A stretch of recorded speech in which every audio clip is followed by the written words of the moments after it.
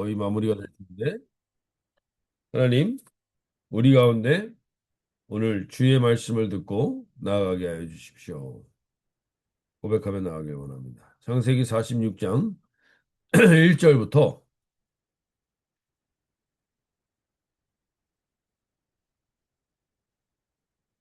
7절까지입니다. 46장 1절부터 7절까지.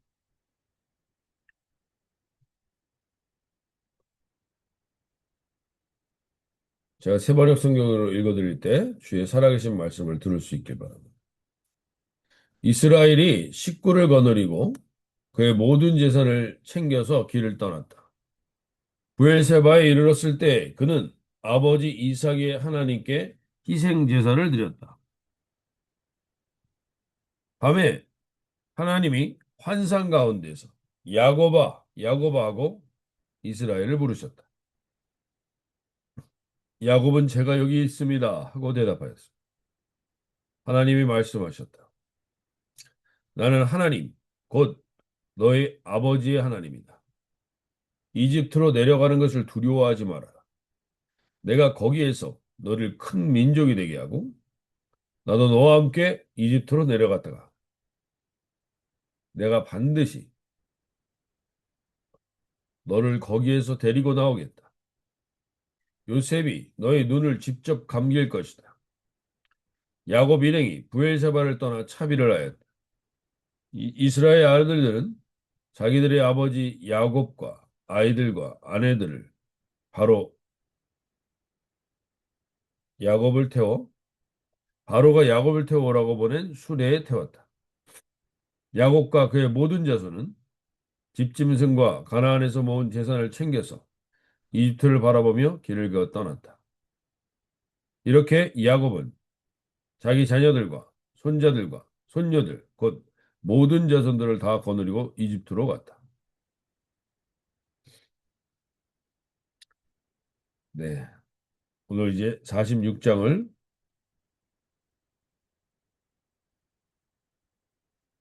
우리가 돌아보면서 이제 살펴보려고 하는데요.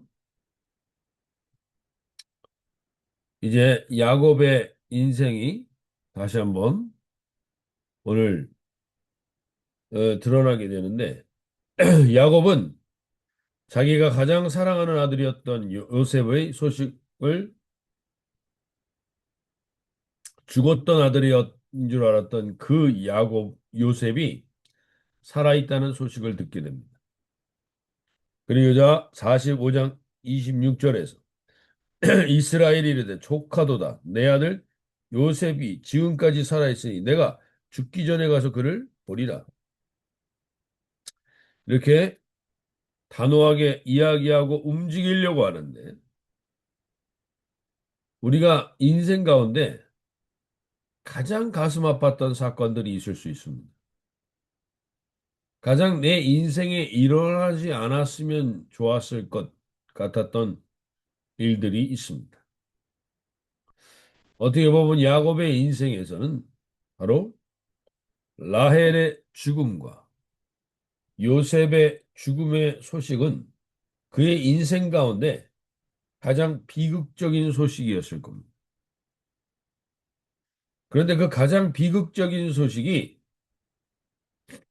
우리가 하나님 안에서 우리가 지난 주일 말씀 나눴던 것처럼 작품으로 빚어져가는 작품으로 빚어져가는 그 시기를 지나고 나면 그 가장 아팠던 순간, 가장 비극적인 것 같았던 순간, 그 순간이 가장 기쁨의 순간으로 바뀌게 되는 여정을 우리는 하나님을 믿는 사람들의 모습을 통해서 보게 됩니다.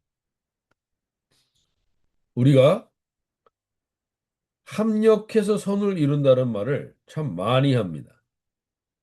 그러나 그것을 그 고통과 그 아픔의 순간에는 그 말씀이 잘 받아들여지지 않을 때가 많습니다. 그러나 분명히 아셔야 되는 건 하나님은 우리를 작품으로 빚어가시고 그 빚어가실 때 반드시 우리에게 끊어내야 될 것들, 우리에게 깎아내야 될 것들, 우리가 바뀌어야 될 것들에 칼을 대실 때가 있습니다. 손을 대실 때가 있습니다. 근데 하나님이 손댄 것은 결코 아픔과 슬픔과 절망으로 끝나지 않고 그의 인생 가운데 가장 기쁜 소식으로 돌아오게 되는 것을 보게 됩니다. 오늘 우리가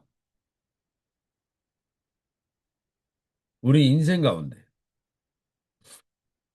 다시 한번 돌아보게 될 때 시편 말씀처럼 시편 119편 말씀처럼 고난 당하기 전에는 내가 그릇 행하였더니 이제는 주의 말씀을 지키나이다.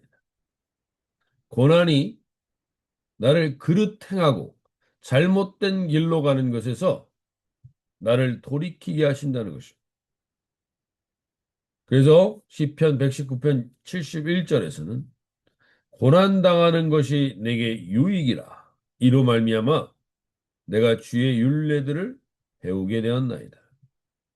야곱도 결국에는 자기 인생에서 자기가 이것만큼은 내가 반드시 내 뜻대로 되어야 돼 라고 했던 모든 것들, 특히 자기 인생 가운데 야곱은 늘 누군가의 것을 빼앗고 뒤꿈치를 잡고 가져와야 될 인생이었는데 그 인생 가운데 자기가 사랑을 줬던 대표적인 존재, 사랑을 주고 사랑을 베풀었던 유일한 존재, 라헬과 요셉은 대표적으로 하나님이 빨리 데려가시거나 그의 인생 가운데 잠깐 치우실 때가 있습니다.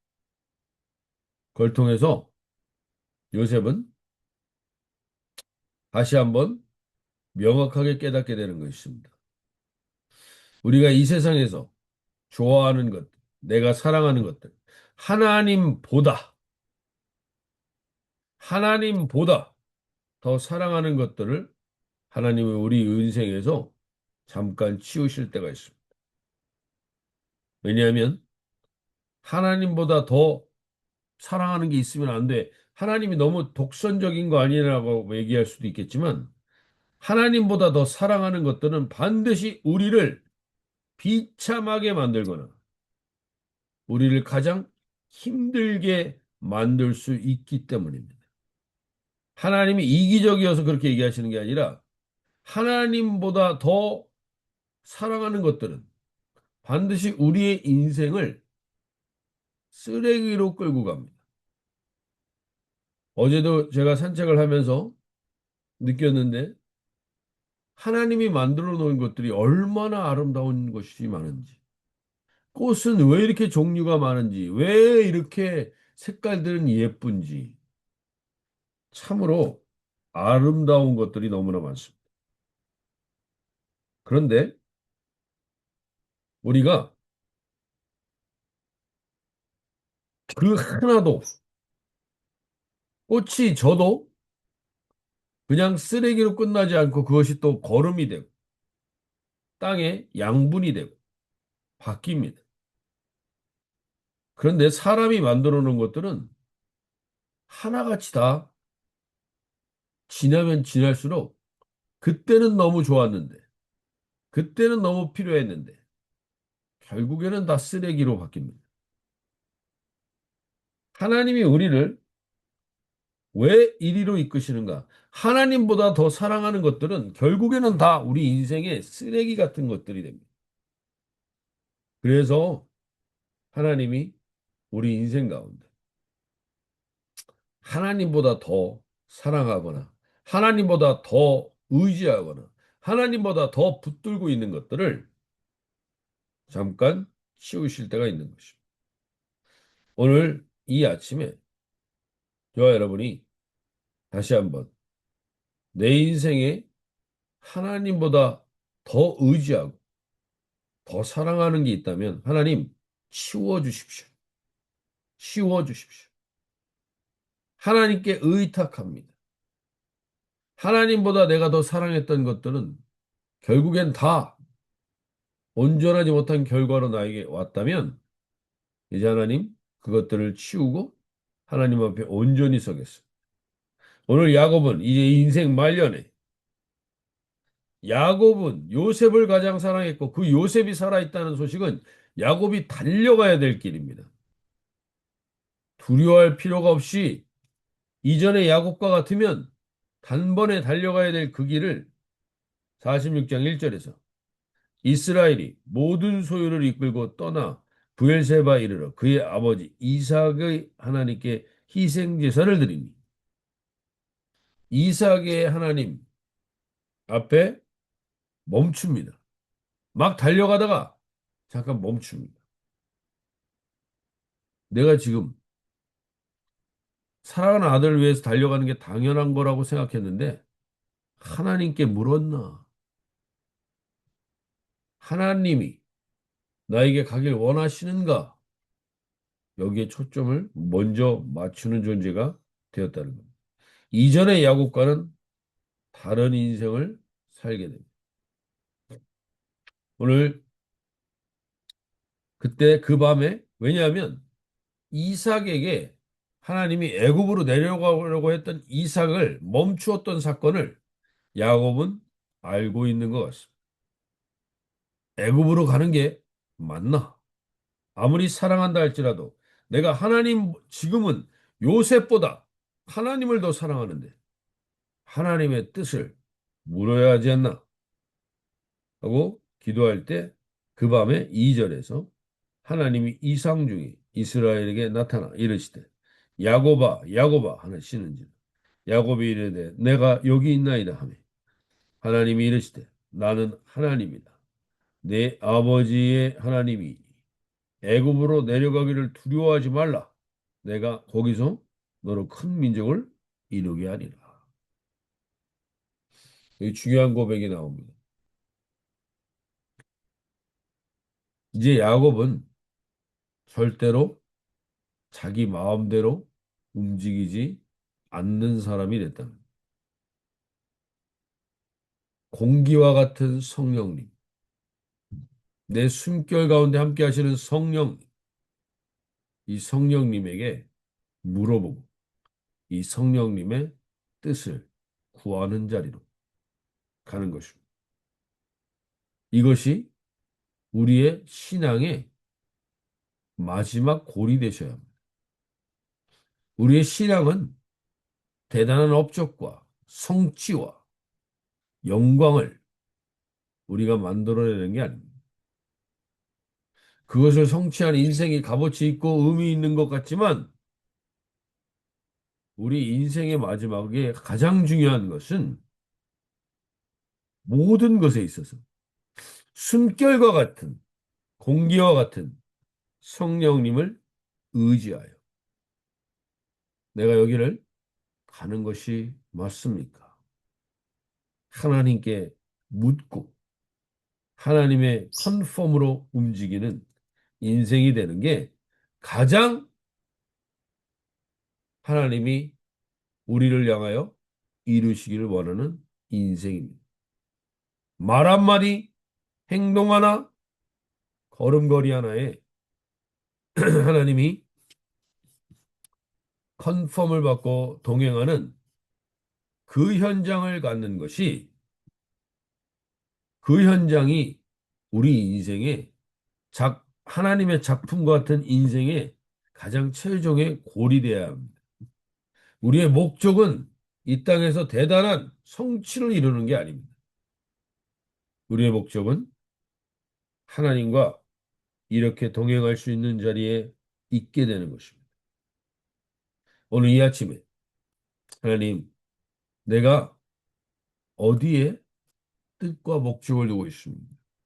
우리 교회 공동체는 과연 무엇에 초점을 두고 있습니까?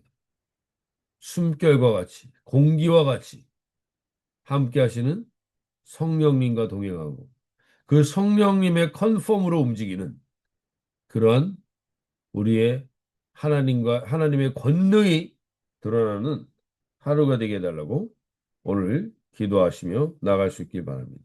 오늘 이 새벽에 있는 모든 분들 다시 한번 우리 인생의 최종 목적지는 거창한 게 아닙니다.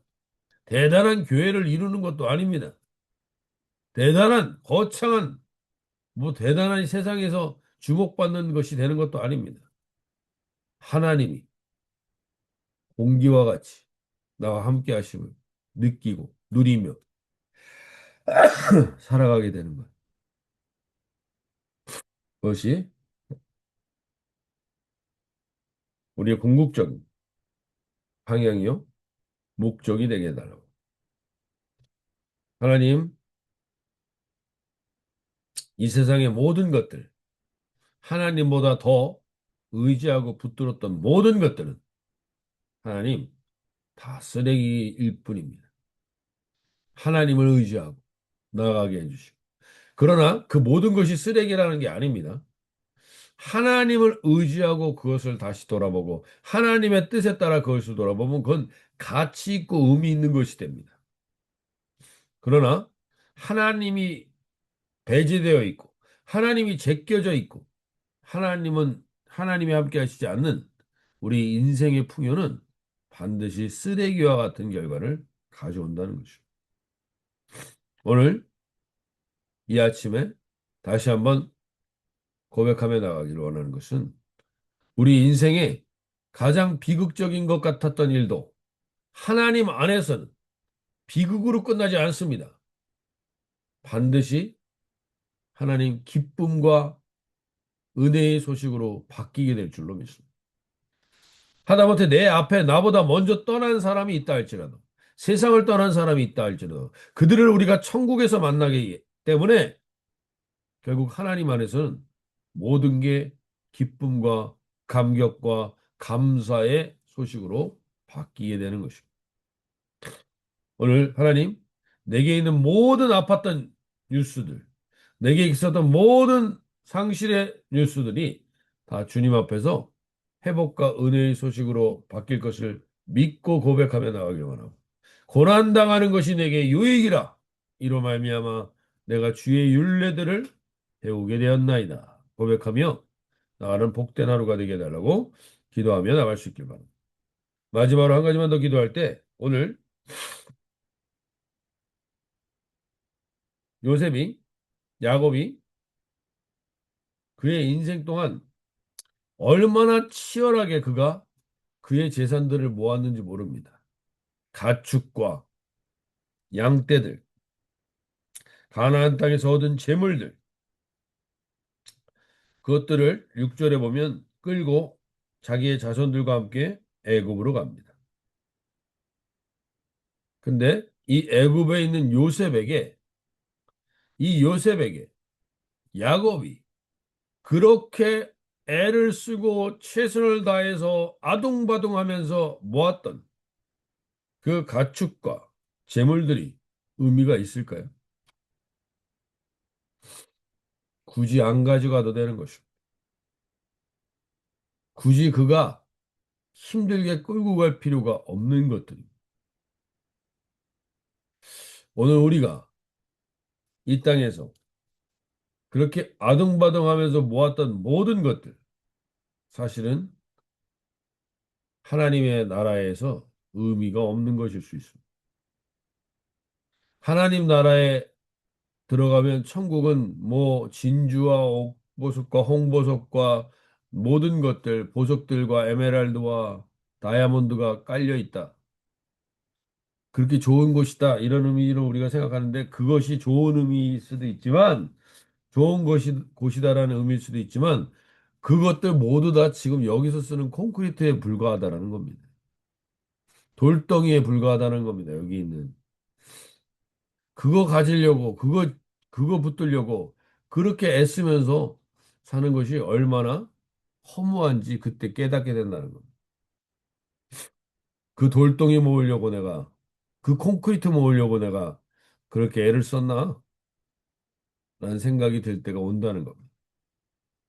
오늘 야곱은 결국 그 야곱의 인생에 가장 가치 있게 남는 것은 7절에 보시면 이와 같이 야곱이 그의 아들들과 손자들과 딸들과 손녀들 곧 그의 모든 자손을 데리고 애굽으로 갔다.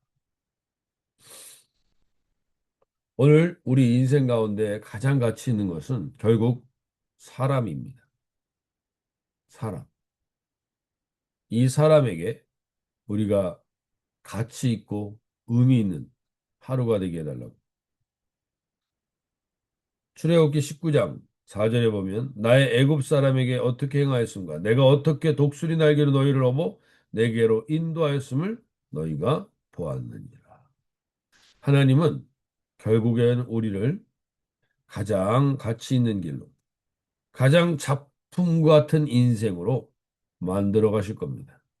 그 가장 작품 같은 인생의 목적지는 숨결과 같이 공기와 같이 성령님을 의지하고 의탁함이 자기의 결정으로 살아가지 않고 하나님의 컨펌으로 살아가는 야곱과 같은 인생이 우리 인생의 가장 궁극적인 목적지가 되게 해달라고 기도하며 나가는 복된 하루가 되실 수 있길 바랍니다. 자, 이렇게 기도하시며 나가도록 하겠습니다.